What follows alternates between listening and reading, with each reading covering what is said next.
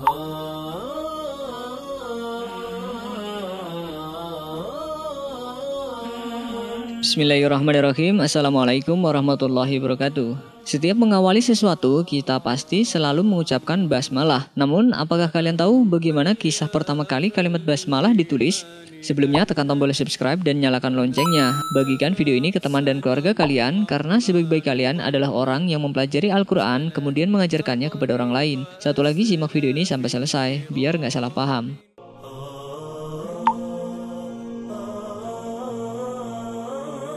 Basmalah merupakan bacaan yang sudah tidak asing lagi bagi setiap muslim. Kalimat berlafadz Bismillahirrahmanirrahim ini biasa dibaca ketika mengawali membaca Al-Quran ataupun memulai sebuah pekerjaan. Hakikat basmalah sesungguhnya adalah pernyataan kepercayaan terhadap Tuhan, terhadap manusia sebagai khalifah di muka bumi. Pekerjaan dan tindakan apapun yang dilakukan dengan membaca basmalah diharapkan mendapatkan perlindungan, kemudahan, keberhasilan, dan berkah dari Allah Subhanahu wa Ta'ala. Lalu bagaimana awal mula kalimat basmalah tercipta? Pada dasarnya basmalah berasal dari penggalan ayat dalam Al-Quran surat An-Naml ayat 30 yang berisi ungkapan seorang ratu perempuan yang konon bernama Bilqis atau Balqis. Hal ini diketahui ketika ia menceritakan sebuah tulisan atau surat yang ia terima dari Nabi Sulaiman alaihissalam. Tulisan tersebut dimulai dengan kalimat Bismillahirrahmanirrahim. Sesungguhnya surat itu dari Sulaiman dan sesungguhnya isinya dengan menyebut nama Allah yang Maha Pemurah lagi Maha Penyayang. Quran Surat An-Naml ayat 30. Diketahui Ratu Balqis merupakan seorang penguasa dari negeri Saba. Ia memiliki istana dan juga kekayaan. Namun ia bukan menyembah Allah Subhanahu wa Ta'ala, melainkan menyembah matahari. Atas alasan itulah burung hudhud mengadukan alasan kealpaannya tatkala Nabi Sulaiman alaihissalam memeriksa kumpulan burung. Seperti yang tertera dalam surat An-Naml, sesungguhnya aku menjumpai seorang wanita yang memerintah mereka. Dia adalah ratu mereka bernama Balqis, dan dia dianugerahi segala sesuatu yang diperlukan oleh seorang raja, seperti perlengkapan senjata dan peralatan lainnya. Quran Surat An-Naml ayat 23.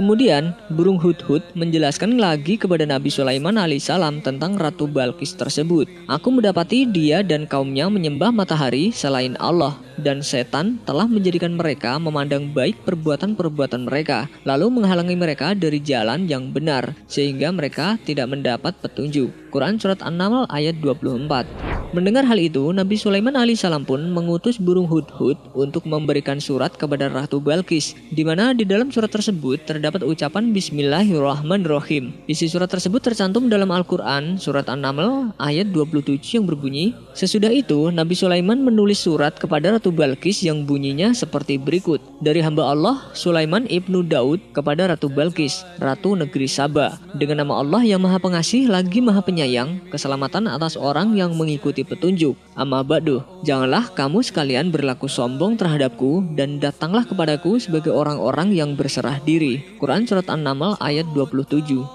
Sejumlah riwayat menyatakan bahwa dahulu sebelum turun surat An-Naml ayat 30, Rasulullah SAW tidak menulis bismillah, namun hanya menulis bismika Allahumma. Kemudian saat turun surat Al-Isra ayat 110, tulisan beliau berubah menjadi bismillahirrahman. Barulah setelah turun surat An-Naml ayat 30, Rasulullah SAW menulis bismillah secara sempurna, yaitu bismillahirrahmanirrahim. Dari sini para ulama pun sepakat boleh mengawali sebuah tulisan dengan bismillah.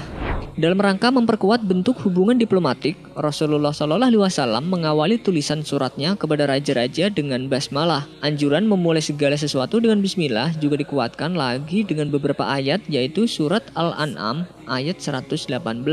Maka makanlah binatang-binatang yang halal yang disebut nama Allah ketika menyembelihnya, jika kamu beriman kepada ayat-ayatnya. Quran Surat Al-An'am ayat 118. Anjuran mengucapkan basmalah atau nama Allah juga disebutkan dalam Al-Quran, dan Nuh berkata, naiklah kamu sekalian ke dalamnya dengan menyebut nama Allah di waktu berlayar dan berlabuhnya. Sesungguhnya Tuhanku benar-benar Maha Pengampun lagi Maha Penyayang. Quran Surat Hud ayat 4. Dalam setiap tindakan, umat muslim selalu mengucap basmalah hingga akhirnya basmalah menjadi sumber kekuatan. Wallahu a'lam bishawab. Wassalamualaikum warahmatullahi wabarakatuh.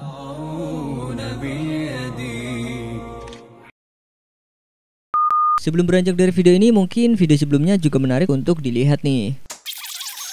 Tak bisa dipungkiri, terkadang hewan semut kerap menjengkelkan manusia, apalagi pada aktivitas tertentu sampai mengganggu bahkan menyakiti manusia hingga akhirnya semut itu dibunuh. Namun Rasulullah SAW sangat melarang umatnya untuk membunuh semut. Lalu bagaimanakah cara yang benar? Sebelumnya tekan tombol subscribe dan nyalakan loncengnya. Bagikan video ini ke teman dan keluarga kalian karena sebagian kalian adalah orang yang mempelajari Al-Quran kemudian mengajarkannya kepada orang lain. Satu lagi, simak video ini sampai selesai biar nggak salah paham. Semut merupakan salah satu serangga yang amat pintar. Kepandaiannya sangat luar biasa. Ia bisa keluar dari rumahnya untuk mencari santapan meskipun menempuh jarak yang jauh. Walaupun berat beban yang dia bawa melebihi berat badannya, semut tetap kuat menempuh perjalanan yang amat sulit. Namun berkat kecerdasannya, dia sanggup melakukan hal itu dan berhasil mengumpulkan makanan.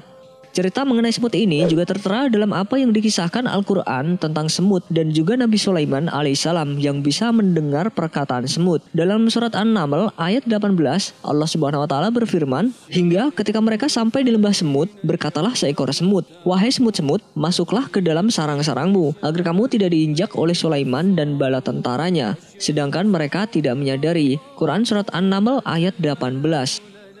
Semut merupakan rakyat Nabi Sulaiman alaihissalam. Jadi jika kita melihat banyak semut di dalam rumah, janganlah dibunuh dengan racun serangga, dipijak apalagi membunuhnya dengan menggunakan panas api atau membakarnya. Menghukum semua semut yang ada di sarang itu dan membakar mereka dengan api bukanlah keadilan. Semut adalah ciptaan Allah Subhanahu wa taala. Mereka bertasbih dan menyucikan Allah seperti hewan lainnya. Manusia tidak boleh membunuh semut, sebagaimana tidak boleh membunuh binatang lain kecuali hewan yang menyerang dan mengganggu. Dalam sebuah hadis terdapat larangan membunuh semut, tawon dan burung hudhud serta burung surat. Dari Ibnu Abbas radhiyallahu anhuma, ia berkata, Nabi Shallallahu alaihi wasallam melarang membunuh 4 hewan: semut, lebah, burung hudhud dan burung surat. Hadis riwayat Abu Daud. Kisah terpuji seputar semut banyak sekali yang bisa kita jadikan pelajaran. Oleh karena itu, Rasulullah SAW melarang kita membunuh hewan kecil ini. Keistimewaan lain dari semut adalah makhluk Allah yang satu ini tidak pernah tidur, senantiasa bekerja dan senantiasa berzikir. Termasuk kecerdasan semut juga adalah ia mengetahui bahwa Allah, Tuhan mereka, berada di atas langit dan di atas arsy. Abu Hurairah meriwayatkan bahwa Rasulullah SAW pernah bersabda, suatu ketika Sulaiman keluar untuk mencari minum. Ia lalu melihat seekor semut terbaring terbalik dengan mengangkat kaki-kakinya ke langit dan mengucapkan, "Ya Allah, sesungguhnya kami adalah makhluk dari makhlukmu. Kami tidak dapat hidup tanpa pemberian minummu." Nabi Sulaiman pun berkata, "Kembalilah kalian, sesungguhnya kalian telah diberi minum berkat doa selain kalian." Hadis riwayat Ahmad. Lalu jika kita dipenuhi semut, tentu kita akan terasa terganggu. Bagaimanakah cara yang tepat yang mungkin bisa kita terapkan agar semut-semut pergi dari rumah kita? Caranya mudah saja. Jika kita melihat banyak semut di dalam rumah, jangan dibunuh dengan racun serangga atau bahkan dibakar. Tapi tegurlah semut itu untuk berpindah dengan kalimat, "Assalamualaikum rakyat Nabi Sulaiman, ini rumahku karena aku ingin membersihkan tempat yang menjadi rumahmu. Kamu adalah makhluk Allah, buatlah sarangmu di luar rumahku agar kamu selamat." Memang terdengar lucu atau konyol untuk kita praktikan, namun dengan seizin Allah dan niat kita untuk menghormati sesama makhluk ciptaannya, insya Allah tidak lama semut-semut itu akan berpindah tempat dan pergi dari rumah kita. Dalam sebuah riwayat disebutkan dari Abdullah bin Mas'ud radhiyallahu anhu, ia berkata, "Kami pernah bersama Rasulullah SAW melewati sebuah sarang semut yang telah terbakar. Lalu Nabi marah dan bersabda, 'Sesungguhnya tidak patut bagi manusia untuk menyiksa dengan siksaan Allah.'" Hadis riwayat Ahmad dan An-Nasa'i. Maksud dari menyiksa dengan siksaan Allah adalah menyiksa dengan api, karena api adalah kepunyaan Allah Subhanahu wa taala. Seperti dijelaskan dalam hadis berikut ini. Dari Hamzah bin Amr al-Aslami, beliau bercerita bahwa Rasulullah SAW pernah mengutusnya bersama pasukan perang. Ketika hendak berangkat, Nabi SAW berpesan, "Jika kalian menjumpai si A, bakarlah dia dengan api." Kemudian aku berangkat, lalu beliau memanggilku dan aku kembali, dan beliau berpesan, "Jika kalian menangkap si A, bunuhlah dan jangan kalian bakar, karena tidak boleh menyiksa dengan api kecuali Tuhannya api, yaitu Allah." Hadis riwayat Abu Daud yang disahihkan oleh Al-Albani. Wallahu a'lam bishawab. Wassalamualaikum warahmatullahi wabarakatuh.